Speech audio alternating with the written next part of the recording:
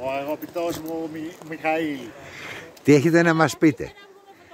Θέλω να πω ότι είστε πάρα πολύ άξιος συνοδηγός και συνοδοιπόρος. Τη μηχανή σας, την χοντρούλα σας, την Βαρβάρα.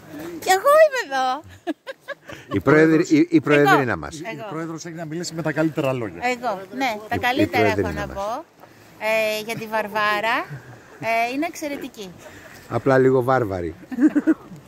Μαζεύω ψηφαλάκια για την επόμενη τριετία. Έλα, καθίστε